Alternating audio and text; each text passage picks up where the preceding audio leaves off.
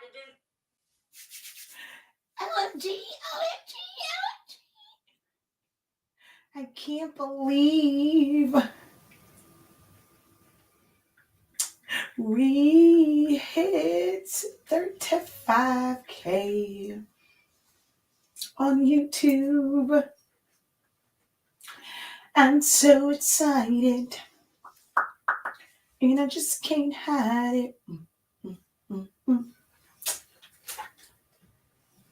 I'm about to lose control, and I think I like it. Oh my gosh!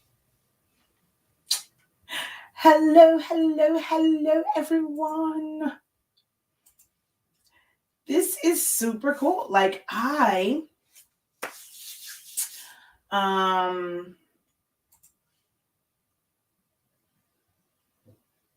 when we got to like 34.9, I was like, oh wow, like that jump. Like it's consistently been jumping like at least 100 subscribers every single month.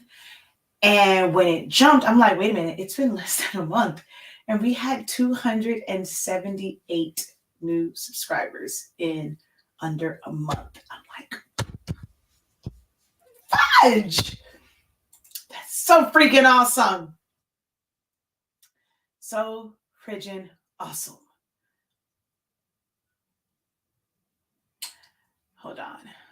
I'm trying to change up my audience. So I can't, of course, I got to come on and say thank you.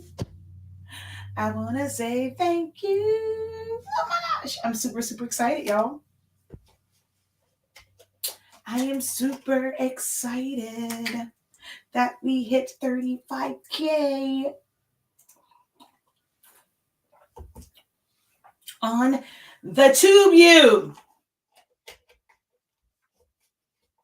So, of course, I came on because I'm excited. I wasn't typically doing Q&As, but we gotta do one. So I gotta come on, hang out with the people, answer any questions that you guys may have for your girl in regards to Silhouette Studio and designing and all that kind of good jazz. Like, I'm super, super excited. It's been a long time coming. Because I've been at this for a long time. Long time. What does it say on there? Did it say, hold on, dashboard. Oh no, it doesn't say on there. When I started the channel, I thought it said it on there, but man, oh man, it's been a long, it's like I said, almost 9 years of doing video content.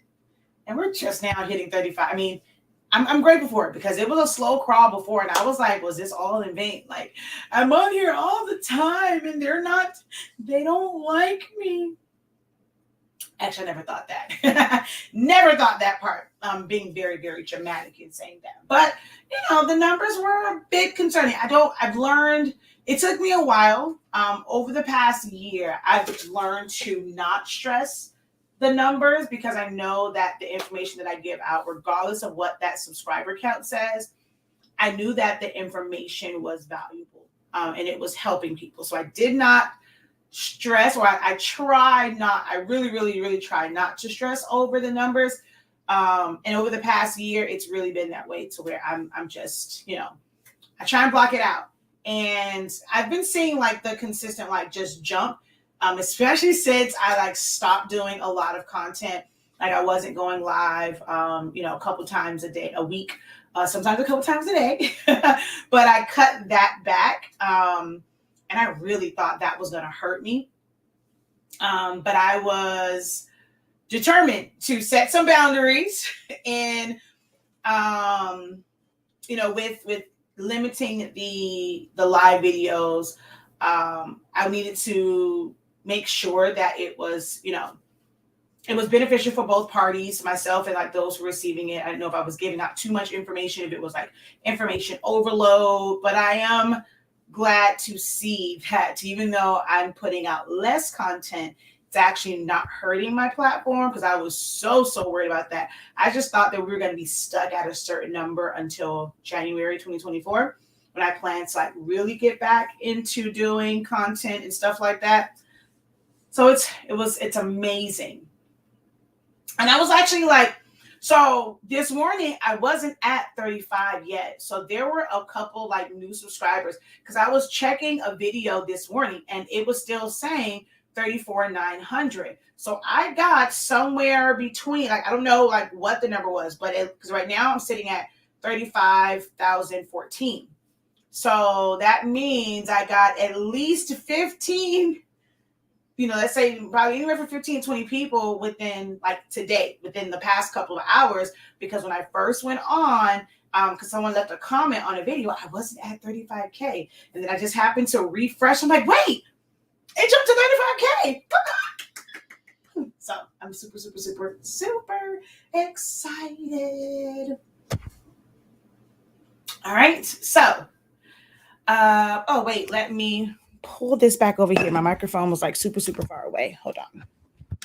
Because I was doing something earlier. So yeah.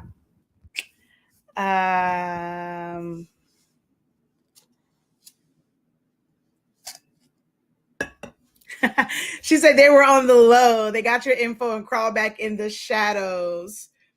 Congratulations. Wait, congrats. About time people are finding out the best place to learn and buy supplies. Thank you, guys. I learned a lot from your videos. Much love. Thank you, Lewis. It's always great to see the guys on here. Hi, Miss Johnson. Hi, Tracy. Howard Thou. Thank you. Thank you. Thank you. Hello. Thank you. Thank you. Thank you. Yes, it's absolutely incredible. Thank you guys for jumping on and celebrating with me. Woo, woo, woo. Incredible greetings. Hello. Thank you. Thank you. Thank you. Thank you. Thank you. So, y'all better make it a good one, though. I know it's like the middle of the day. It's like 2:00 here on the East Coast. So I know a lot of people who are on their regular jobs probably aren't on their lunch breaks, but hopefully maybe like some people that's like the East, like the Central Standard Time, Mountain, and Pacific, you guys are where you can kind of chime in and make this kind of a worthwhile live. Because all I can just say is, thank you guys so very much. But being the fact that I was limiting comments or content in live videos and Q&As, we can have one right now, though, to celebrate 35K. So if you have a question, feel free to go ahead and ask. In the past couple of hours, I hit 35,000 subscribers on TubeU.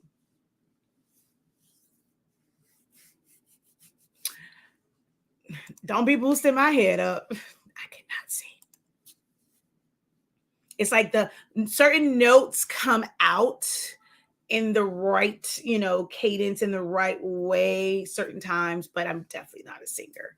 I like to pretend like I'm one, though. I like to they say, I'm not a singer, but I play one on TV.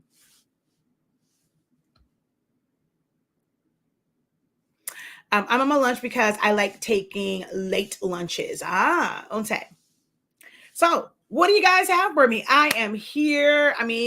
35,000 people say like they like the content that's on there. So what can I teach you live right now?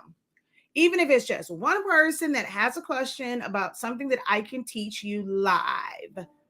Oh, you're singing for me. Oh, okay. Most people put the little quotations around it.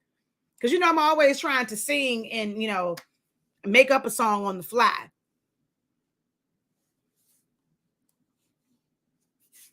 Thank you.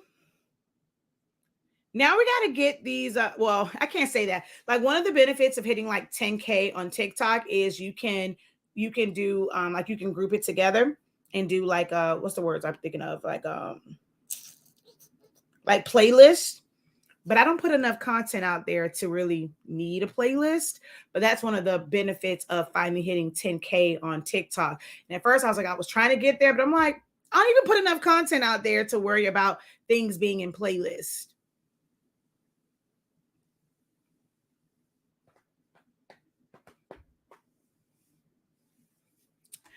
Thank you.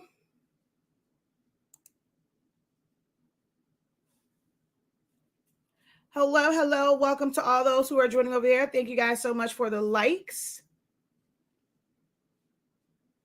Thank you. Period.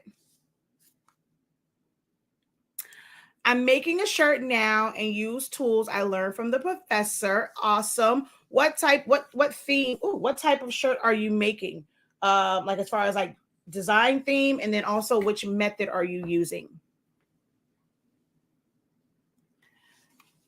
Darn it, I had a question a couple days ago and I can't remember. You know, one of the things I want to do, because I don't because like YouTube, you either have to put it on a video. So one of the things I did think about doing is because like I was going to do it, but once I got back to doing videos, but I might still do it now, is under the community tab, make a post like questions of the week. That way, when you guys do have questions, like if you're on Facebook, hold on one second.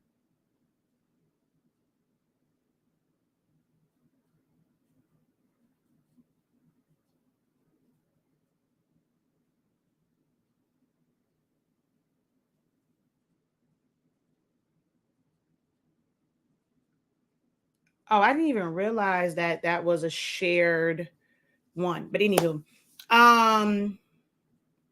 they made me lose a whole train of thought. I shouldn't have looked at. Oh wait, shoot, I forgot. My bad, TikTok. Ooh, my bad. I forgot. Oh, but like I was saying is I want to, because not everybody who like follows me on YouTube is on Facebook.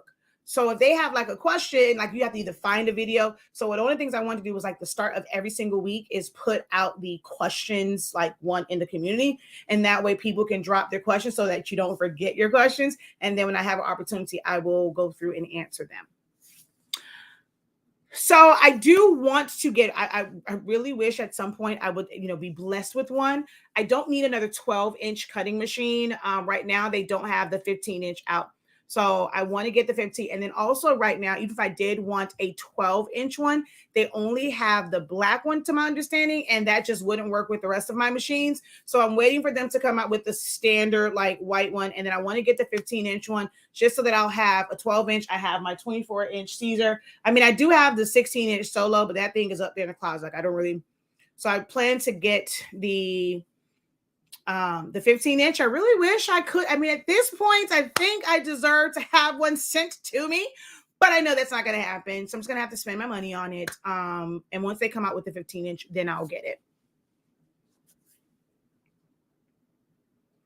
I'm going to try. Okay, wait. What do you think about the new one that looks like glitter? Wait, hold on. I must have missed something. The new what that looks like glitter? Did I miss a comment? I'm not sure what you mean by the new one that looks like glitter. Congrats. Thank you. I made my first sublimation sash 2 days ago, and my customer loved the idea that I sent her daughter on the Stack 2023. Awesome. A reunion shirt for a friend. Do you have a video of turning a sketch on paper into an SVG in Silhouette Studio?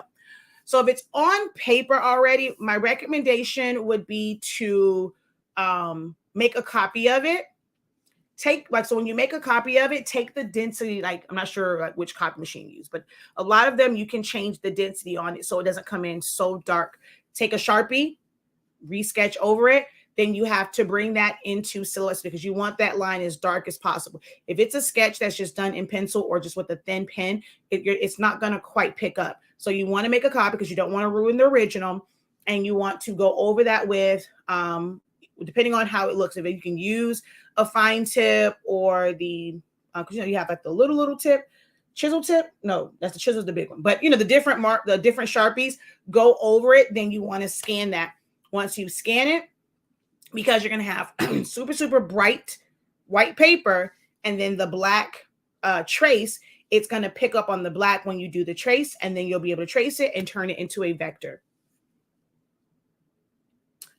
The new PNGs. I have that must mean some AI stuff. I don't really keep up with AI like that. Like I'm not a big fan of a lot of like the AI type stuff. I have some things like I did for business. I created some of the stained glass ones, but I'm not big on AI. So I really don't keep up with that kind of stuff. Thank you. Have you ever called Silhouette and tell them that you teach it and see if they would give you the products? You can't really call them because you can't even call them to get your like when you have issues. I have reached out to be a part of their beta program and never really heard back. So yeah.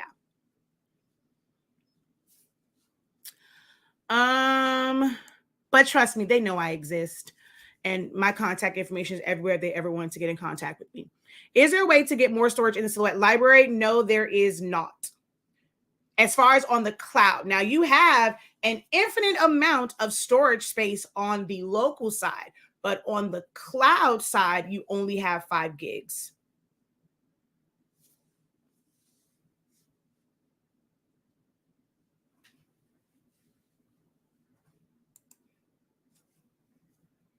Yeah, I mean, really, because it may not be like I don't really know what is you're referring to. I don't know if like anything special with like glitter, but if it's something that has like a glitter feel to it and it's like trending right now, 9 times out of 10, it's AI. Hey, just say, hey, just say. But I also don't recommend really saving to your library. There are certain elements that I'll save there, a lot of templates I'll put there, but I don't recommend saving your design files to your Silhouette library. It is patterns I also save there, but it's best to just save it to your not quote unquote computer. You don't have to save it to your actual hard drive. It's best to have like cloud storage outside of Silhouette Studio. So like having Google Drive, Dropbox, OneDrive, a WD, My Cloud, things like that, and save it to those clouds. It doesn't feel, it just looks. There are some sequin ones too. I have no idea. So, I mean, if you see something, tag me in it or share it with me because I'm not quite familiar. Because now you're saying there's sequins ones too. Not quite sure which one what you're referring to because you said a PNG. So that just means that it is somehow just generated.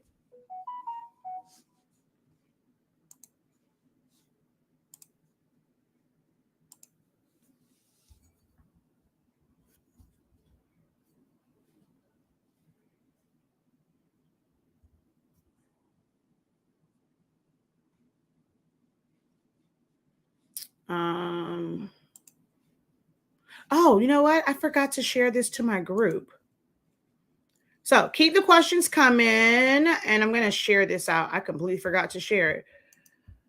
Lord, I've saved everything in the library. Now I got to get that stuff off. And yeah, I mean, it's not okay.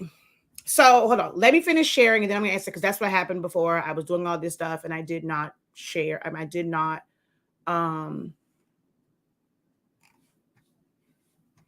Hold on.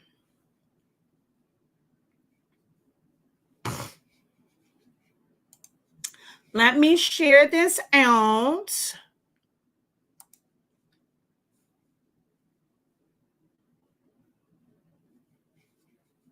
Come on.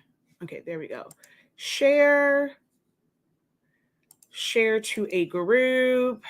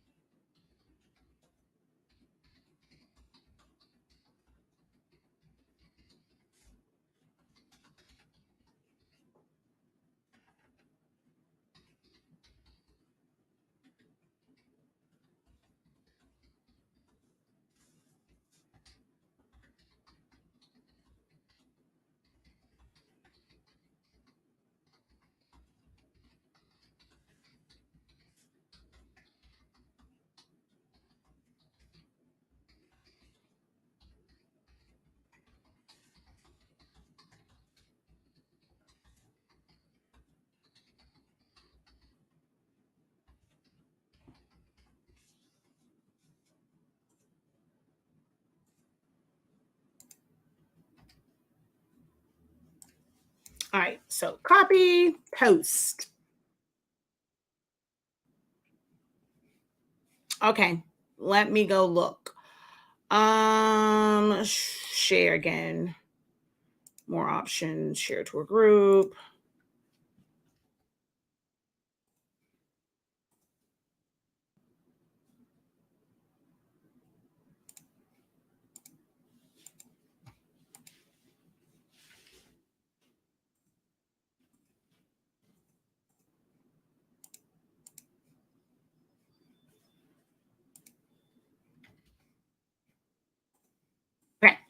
There we go. All shared out. All right, let me go over to info.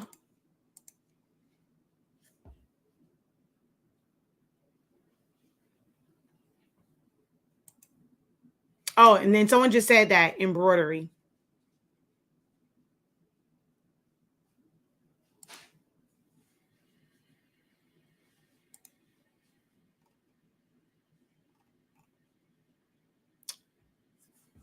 So those can be one of two things. Most likely, I can't even zoom in. Okay, let me see. I'm going to look at it. It can be created via AI. So that's most likely what it is. Or they can also, like, when you're getting stuff digitized, there are like the digital version of it. They may be doing that where they have the stitches, and then they're using their design softwares to fill that part in with sequin or like a sequin type pattern. So it can all be one, and then you can use change your hue and saturation on them, things like that. So it really can be made a bunch of different ways. Like, I don't know exactly how they are making them. I'm not into like embroidery stuff, but I mean, that would be, I've seen A-Dub do it where he had basically an embroidery design where it was the mock-up of it, I guess you would say, or like the preview of it. And he used, I'm not sure it was DTF or his DTG printer to put it onto a shirt. So it gives you that embroidery look, but you're able to use sublimation or DTF or not screen print, eco solvent transfers and things of that nature. But I haven't done them at all. I'm not into that type of stuff. So yeah. It's cute though.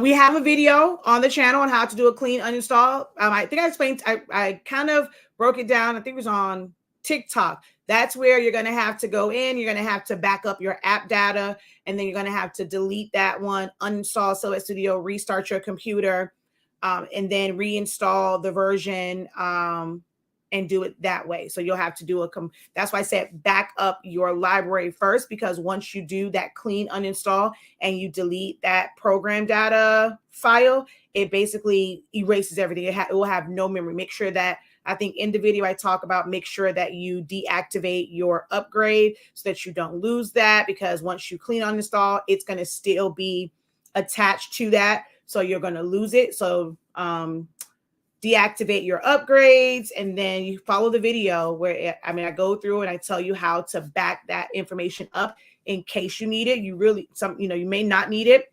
As I said on the TikTok one, I personally like having my recovered documents. So once you do a clean uninstall, you don't have access to that anymore. So I like to do a full backup of my app data. That way I can bring it back in once it's clear, and I can still have my old recovered documents. You don't have to do that. Anything that's on your local drive will go away. You won't have that anymore. So that's why, I instructed to do the backup of the library, so that if you do a clean uninstall, you can import that back in. But we have a full video over on YouTube. Yeah, so she says they are AI generated. Or you can simply just because I use 4.3.370, that's what works best on my computer. Doesn't mean that it's what's going to work best for you. So you can try and go up to one of the higher versions. And sometimes that does clear it for many people, and where it won't shut down. So you can try that first. And if you have to work from 4.4 or 4.5, then you can do it that way. But if you do that and it's not working for you, like maybe it won't be shutting down, but it's moving slow, then you should do a clean uninstall. Thank you, Jesse. How can you trace an image that's on a black background? You're going to have to do it really depends. So if it's like, let's say if it's like a solid one in the 30-day training on the tracing day, we have Barbie where it has a black background and it's pink. And so I go through and explain a couple of different ways that you can trace that. Whether it's putting an additional box around it, if it's doing an inversion where you're flipping the colors and you're able to trace it. And if it's something like, let's say, let's say, well, no, this one you would be able to like trace. If it's like an image of, I don't want to say Mickey because his ears are black, Winnie the Pooh, right? Let's say it's an image of Winnie the Pooh, where you just have the yellow gold, the red and stuff like that, and it's on black, then you would have to do what's called like a trace and crop, where you're only picking up the black, you trace it, you remove the background, and then you crop it out. Or you can manually trace, which we have videos on that, on how to manually trace if it like with your edit point. So there's a couple different ways. Now, I don't know which image you have. I cannot show you all of the different ways, but if it's something, especially for something you got off like the internet, you let me know what it is. I can do a quick demonstration of it, but there are several different ways of doing it depending on which image, like what type of image it is.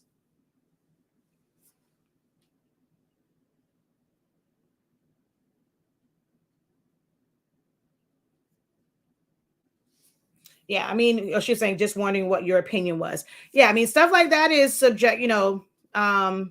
is subjective to people's like preferences. I'm not big into designs like that. I'm not big on like glitters and sequins and stuff anyway. So it's not something that would appeal to me, but there is definitely a market for it. And if you don't have an embroidery machine and people just kind of wanted that embroidered look, I can definitely see how that would be beneficial to those, whether they are buying files that are that way or you learn how to create those files yourself utilizing AI.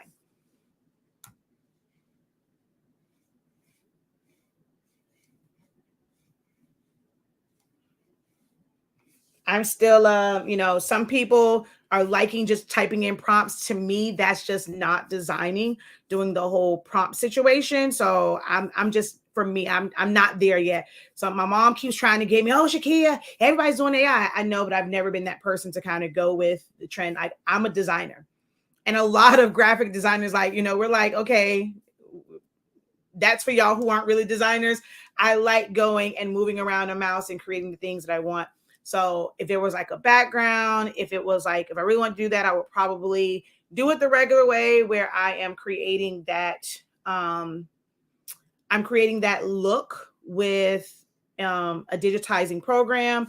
And then I'm going to put that, like take the sequin like pattern or take something and then fill it into those sections. So I'm going to do it the graphic designing way.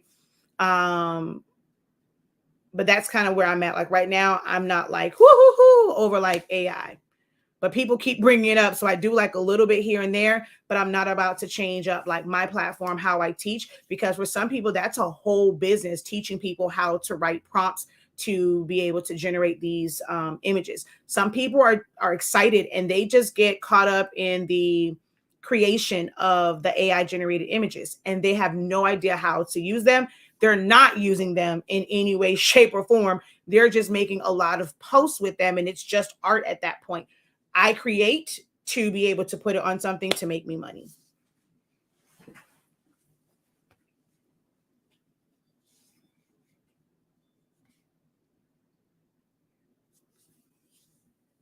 I won't say that because a lot of them, I mean, because even if you're someone that draws and you do certain things, you can have the same elements. A bunch of people could have the idea to make, the Disney characters look gangsta or hip hop or give Smurfette a bubble butt and stuff like that. And you'll see a bunch of different variations of it. Each prompt is unique. So I won't say that it's not like originality, but it is making it very easy for people to copy certain styles.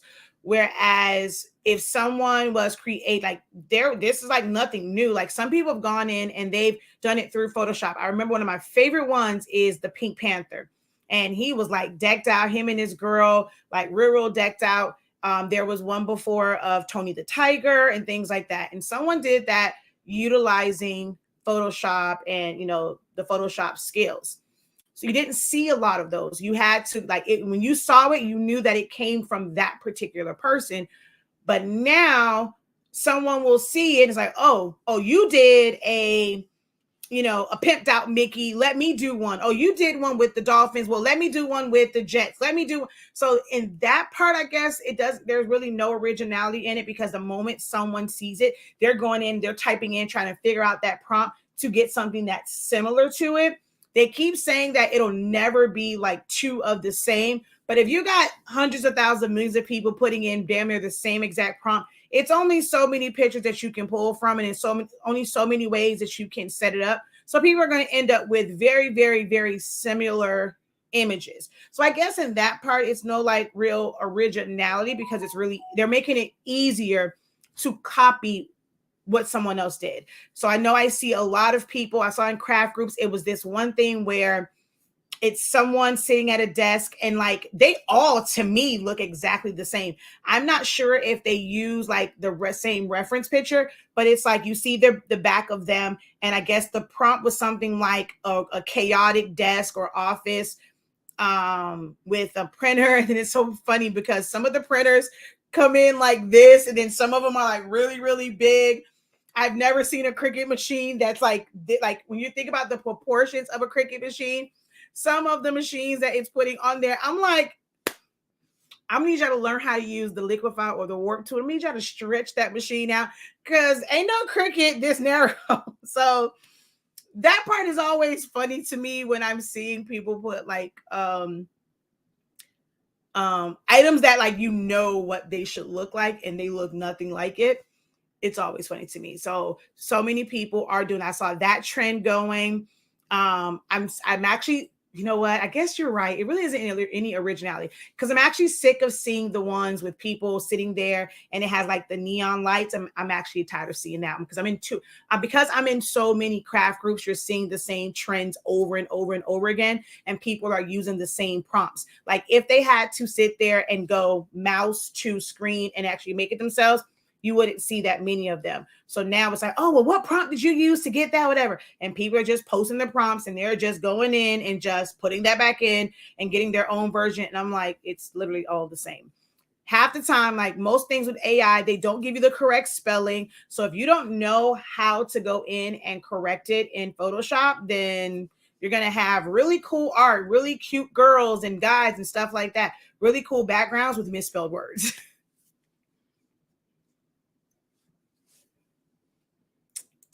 Thank you. You search Silaholics Anonymous, clean uninstall. Silaholics Anonymous, clean uninstall, and it should come up. I remember that too. I was going to go back to see. They are just words in different colors. So if it's just words in different colors, then all you have to do is just trace it. So you can trace the black around it, release the compound path, remove the outline, and then you'll be left with just the words. Or you can invert it so where the background becomes white and the colors won't become black, but they'll just change to different colors, but your background will be white, and now you can trace just the words.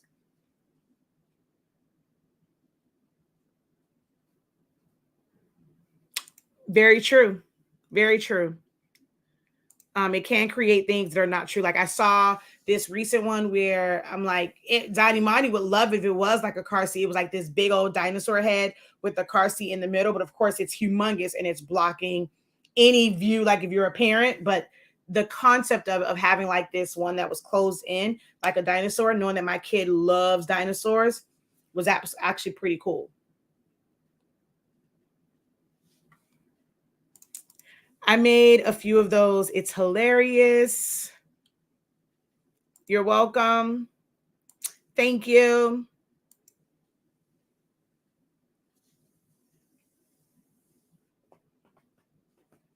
So if you guys are just jumping on, we were just celebrating because I hit 35K, like literally in hours, because when I first got on this morning, it was still saying 34,900. I didn't actually check the numbers to see how close I was. Like when I was on a video, it just said 30, it just shows you 34.9K. And then just now I went to go do something and I refreshed. I was like, whoa, it says 35K. So we're just on. And I said, I'll just come on and celebrate with you guys with a Q&A. So if you have questions, feel free to go ahead and post them in the comment section. And yeah. Is there a fast way to make a shadow on letters or drawings like an offset, but instead only on one side instead of all the way around? So if you have the designer edition or business edition, there is a shadow feature and you just pan it around to where you want it to be. If you are doing also, when you say shadow in the craft world, y'all say shadow and it's not really a shadow. Like a shadow is like when you're putting like a drop shadow, it will be like the transparency on it will be low, like it's just a outline of it that's like off to the side. Like your shadow is normally never like a full outline around you. It's like off to the side, down, or in front of you, and it goes narrow or behind you. I find that a lot of creators or crafters in these craft groups, or I'll watch videos and say, okay, you're going to put you're going to make like a shadow, and it's nothing but a big old offset around it. Now, if you're trying to create a solid color, but you want it off to one side, almost like a 3D look, like we did the spooky one, well, challenge 3 will teach you how to do that. If you're talking about a true like shadow where it is gray and it's just a different color, you still start with an offset, but you're going to move it manually off to the side. So it's still, to me, both ways are fast. Okay, so nope, that's not something that you're going to do in a fast way. It's a design concept. You're going to have to go through the steps to be able to create that 3D look. So that's not a shadow. So we have to be mindful about what we're asking for, because if you're searching for a video on YouTube, you're not going to get the results that you want because, well, I'm not going to say that, because if it's a crafter that's making the video, they probably worded that way because that's how they think. But they're probably also doing it the long way and not a fast way. But that's not an actual shadow. A shadow is going to be something that's off to the side. It's a darker area. Shadows are darker areas.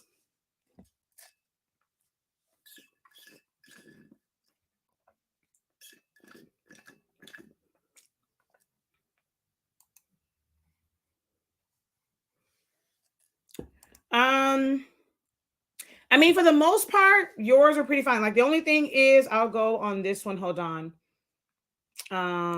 Let's see.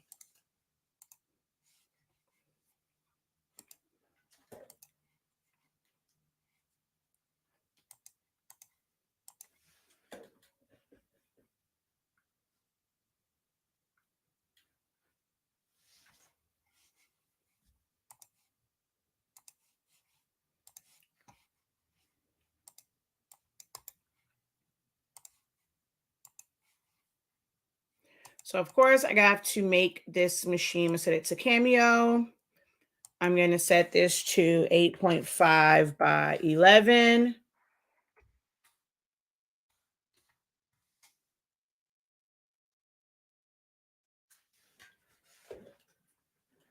When you turn on your registration marks, my recommendation is always to make your thickness as long, as thick as possible. Your length is totally up to you. I personally don't go below 0.625. I don't recommend going below 0.15.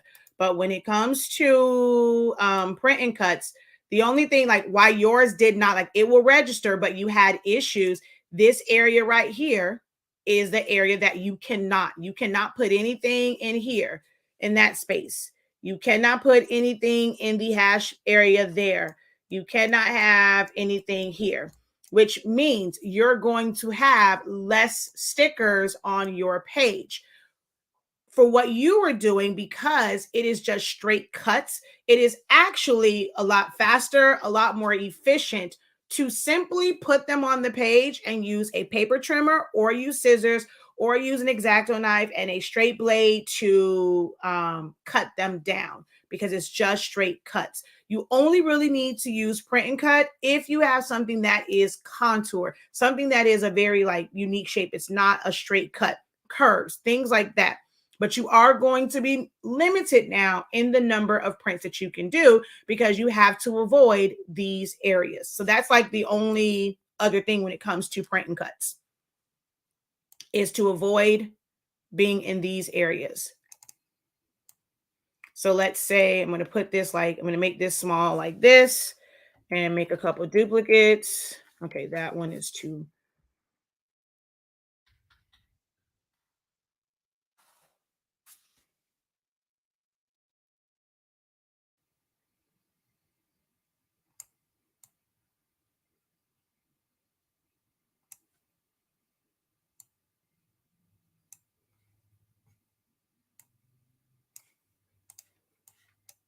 This will not work because we have the bottom part that falls in this section. You have the top part that falls in this restrictive area. So I would have to I would recommend deleting all of these. So you're going to lose these. When you're doing something like let's say water bottle labels or just wrap. So if I have here,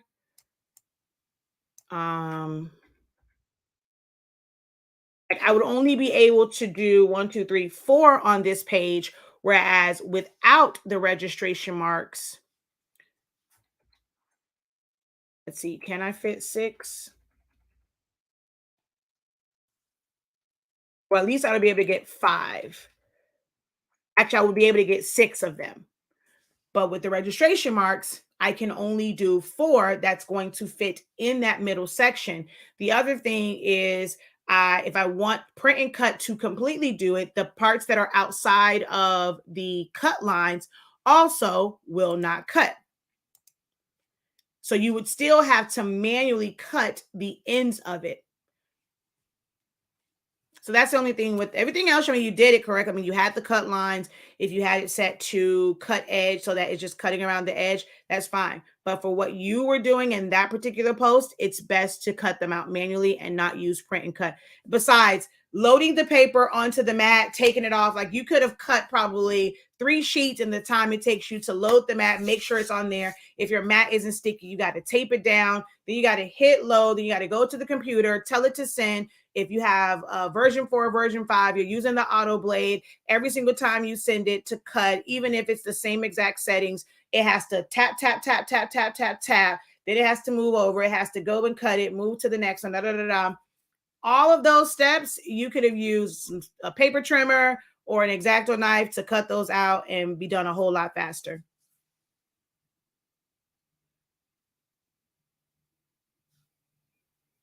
All right. I don't see any new questions posted. So I'm going to go ahead and close off. Like I said, I thank y'all in getting me to 35K. Now, if I hit 36,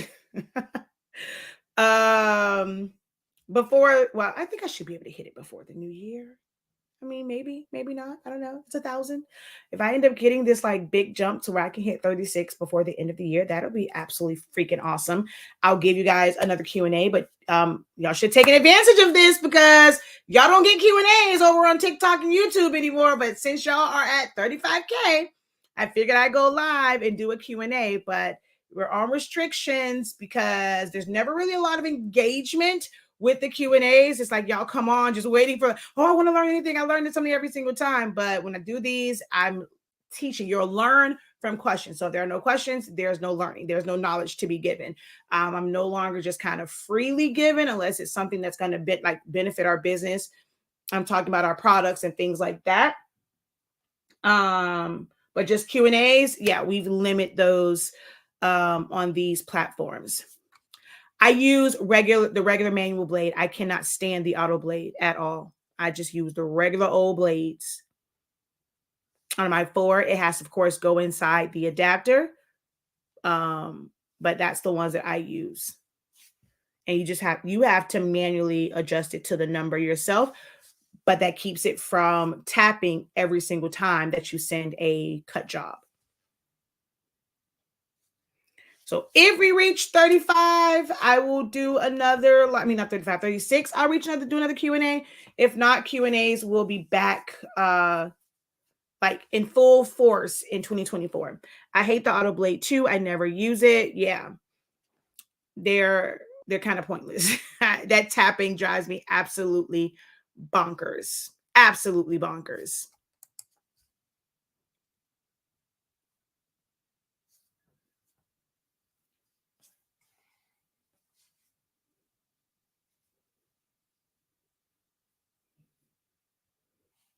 Oh, wait, I just saw this. Oh, no, I did see that one. 3D, but I still don't really. I'm still don't quite understand what you mean by 3D, but not 3D. If you are on Facebook, you can join the group and drop a picture or an example of what you are referring to. If not, you can always email it and I can maybe give you some direction as far as like which tools you need to focus on learning to accomplish that. But I'm still, when you say more like 3D, but not 3D, not quite sure what you are referring to. Oh, use a premium blade. Yeah, some people use that one. I don't.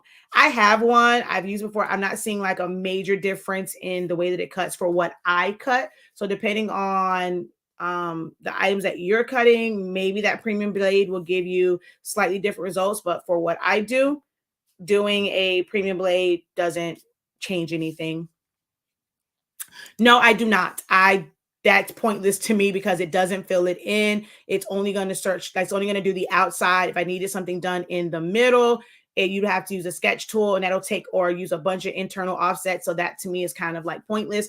I don't do any of dressing of labels to do or envelopes. I've seen some people do that. Like they wanted to use kind of like a metallic marker to do like addresses and stuff. That just takes a really long time to me. If I want to do that and I want it to be like in a metallic look, I would just send it through a laser printer and then put foil on it. I'm definitely not the target audience for anything pens or markers.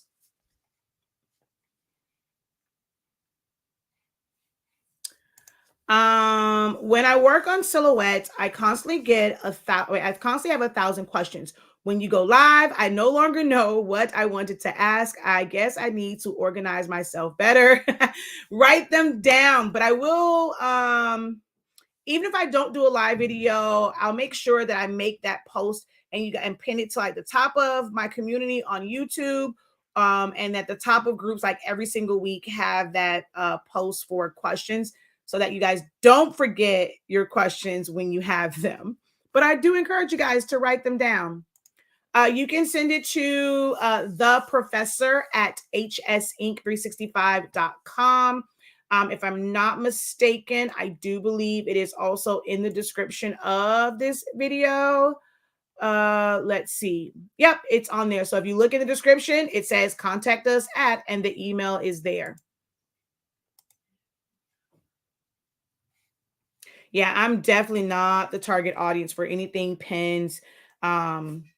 To me, that really is something that is crafter in business. It's not an efficient way to do anything because of how long it will take, like to go and it has to go around it and it doesn't fill it in.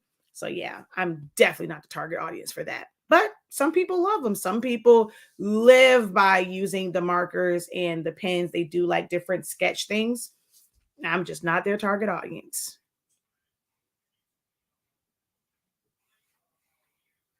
And actually, some people have used it to kind of like create outlines for different things to like know how to line stuff up.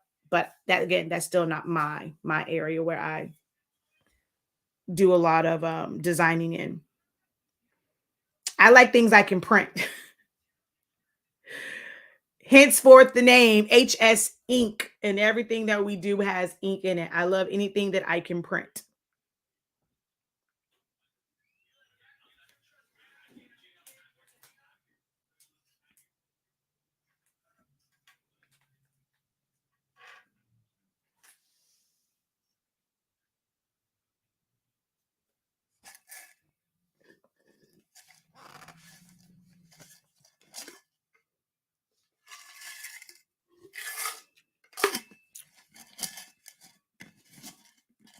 There's nothing else in here. I need water.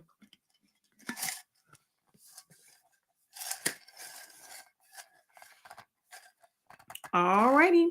Well, I thank you guys so very much. I was gonna do I feel like I've sublimated everything I can think of. I'm always kind of scouring the groups to see if there's questions for like different things for sublimation, but everyone seems to be doing the same thing, either shirts or tumblers, and I'm shirted and tumblered out. So I'm like, I don't really know what to do, but I know I need to do something to show the paper for anyone who's never seen our paper in action who does sublimation. But at this point, I'm just at a loss on what to. I've been, for 3 years, I've sublimated so many different things, but I know that I need to do a video with our product. I just don't know what to sublimate.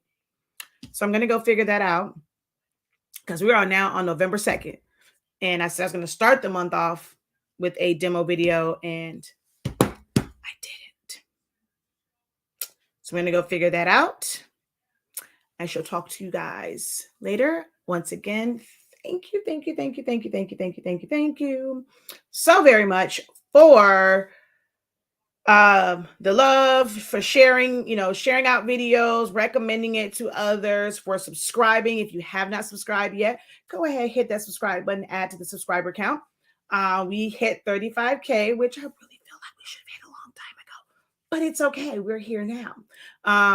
So just once again, thank you guys for helping me hit 100K. Ooh, from my lips to God ears. I said 100K in my mouth. You are very welcome. Oh, wait, I did say that I was going to, hold on before I leave, because that was one of the reasons why I opened this. Let me, hold on.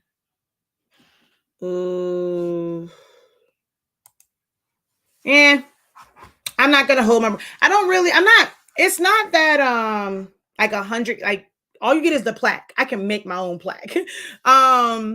It doesn't change how much money you make. Some people still, you still average about the same number of viewers. So it can help a little bit.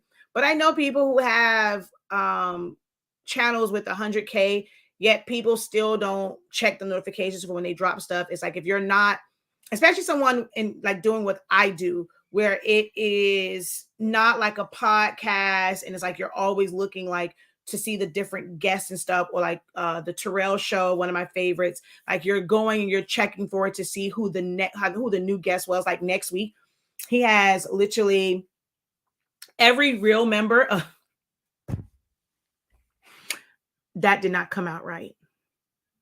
I didn't mean to not call that girl a real member. Damn it. I inadvertently became very petty.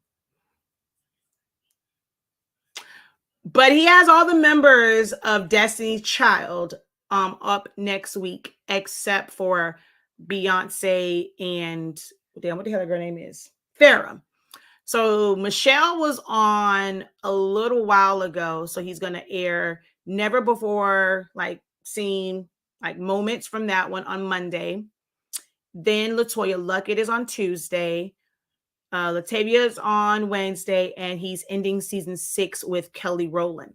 So of course, people like me, that's a channel where my notifications are on when they go live. I'm watching it live. I want to be in the chat, even though the broadcast is not live. They've already recorded these things. They're premiering on those days, and he normally has them as live premieres. Baby, I will be there. Okay, just as if they are watching it. I'm hoping that they'll be watching their live premiere, and maybe they'll respond back to a few comments.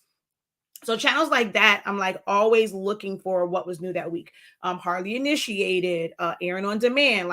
I'm always looking for theirs, but because I just kind of go live, I don't really think people kind of check for my channel like that, because it's so much content. I can drop a couple videos in, on different, mine's a bunch of different topics. I don't really feel like people kind of check for mine like that.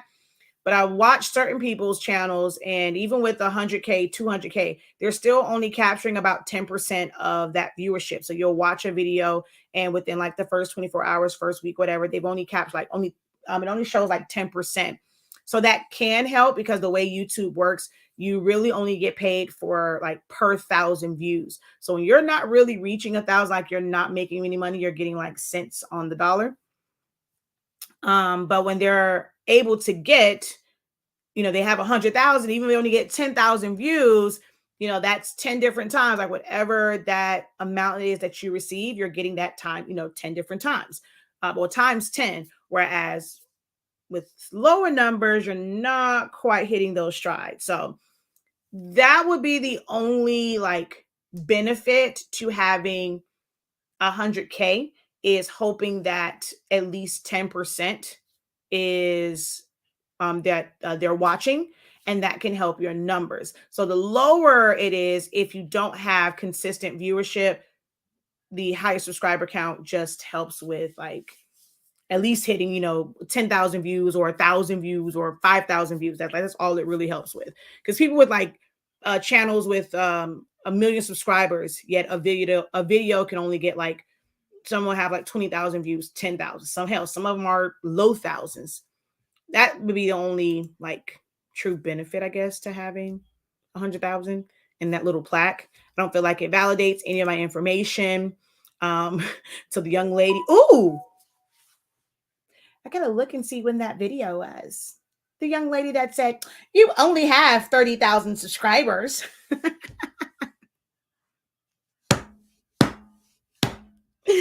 That ish was funny.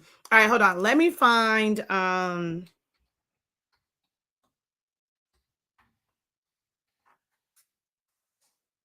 let me that was funny.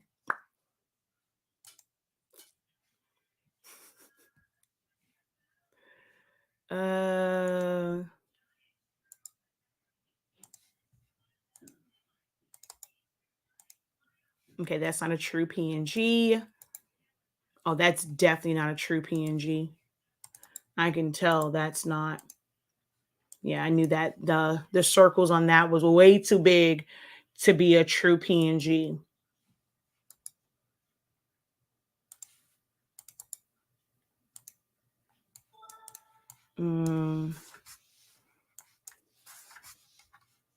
I forgot I was gonna go and pull a PNG to show what I was referring to, and I got caught up and I forgot. So I'm like, before I get off, let me go find a PNG image and do what I said I was going to do.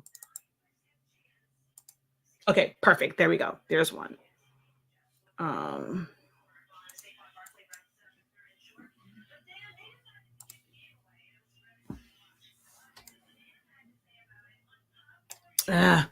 This is actually someone who knows how to set their files up, and it's actually a little too close to the edge. I got to find another one.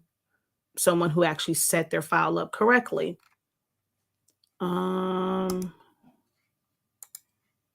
Copy image. Paste. Nope, not a true PNG.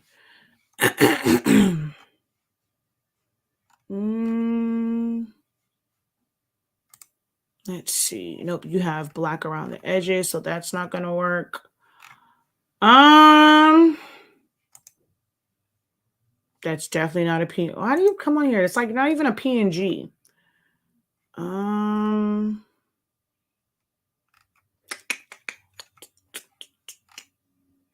It has to be a real PNG with a transparent background, and none of these are true PNGs.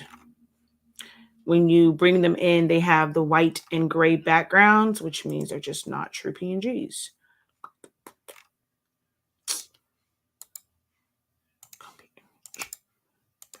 Oh, okay, perfect. There's one.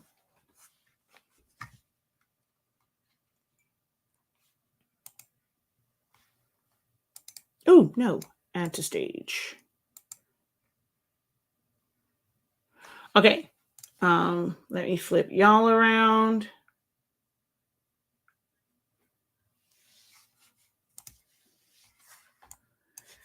So if it's like this, the thing that most people think is like they have to like trace and detach it, and you don't. If it's just colors, simply do a trace.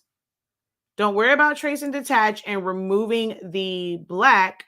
You just want to trace. Oh, wait, I'm going to flip this. I'm going to go over here, which is available in the free version of Silhouette Studio, which is the invert. And you're just going to flip it. So that becomes white. That becomes a color. You're just going to put your trace box and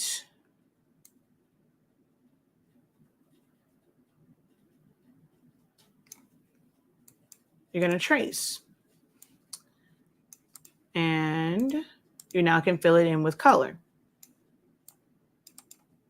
That's all you'll have to do with that one. You don't have to try and remove the background. So, and I have a couple videos, I think, about like just talking about that. You have to go through, write notes, like search Stillaholics Anonymous, tracing. There's so many different ways to trace, or you can always enroll in the 30-day training. We have 3 days of like different types of tracing between the regular trace day and then tracing using, who them folk call edit points. So you can trace that way as well. But if you invert the colors, if it has a black background, if it's just, no matter what the colors, what colors are on there, if it was greens, yellows, once you invert it, those will still become solid colors and the background will become white. And you simply do a regular trace and you turn it into a vector. You don't always have to remove the black background, especially if it's text. Now, if it was an image, like I was trying to find one that had a Santa head or something like that, since it's Christmas time and we skip over Thanksgiving like it's the stepchild of the holidays.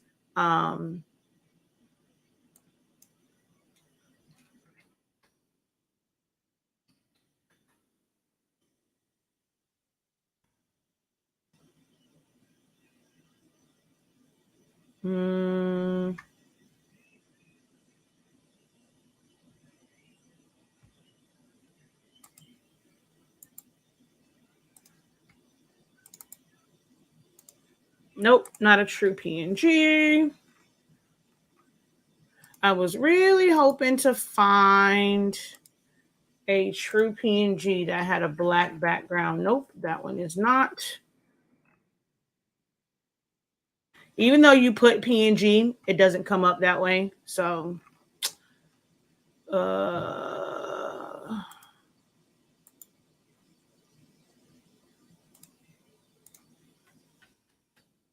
nope. Sometimes it's like it's telling you that it is a PNG, but it's a PNG that you have to download from our website for it to be a PNG. And sometimes you'll see the watermark on it. So it's just telling you that the true one is going to be a PNG, but we have this watermark one on here. Yeah, I don't think it's probably going to take me too long to find a true PNG to show what you would do in that case.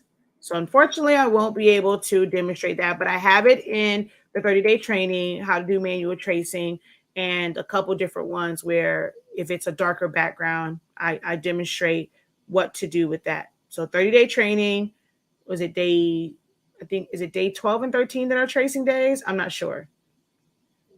One of those, but it's on there. You'll see the tracing days, and that will go over everything for you. Because all of these have either a white background or they're just not coming in as like black.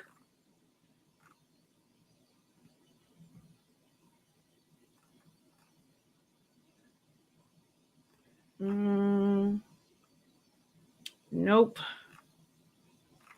Nope. Let's see. Nope.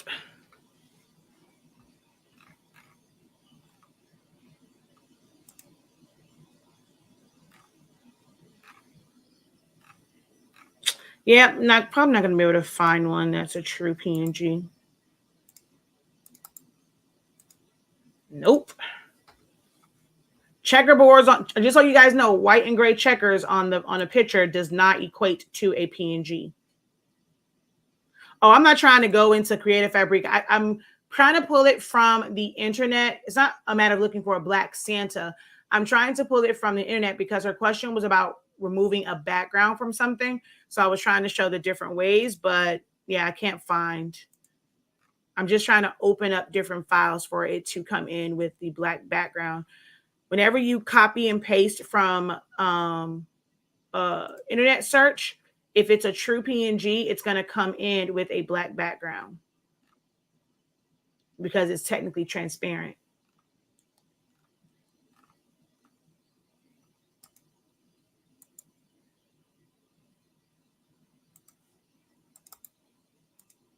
Yeah, none of these are.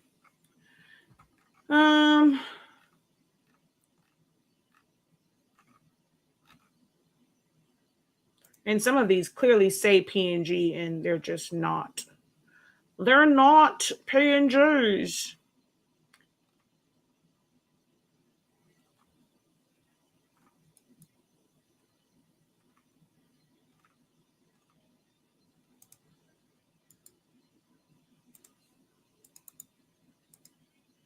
Nope. Alrighty, I give up. Something for another day. All right, y'all. Until next time, have a great one. Continue to unlock your creativity and be incredible. Peace.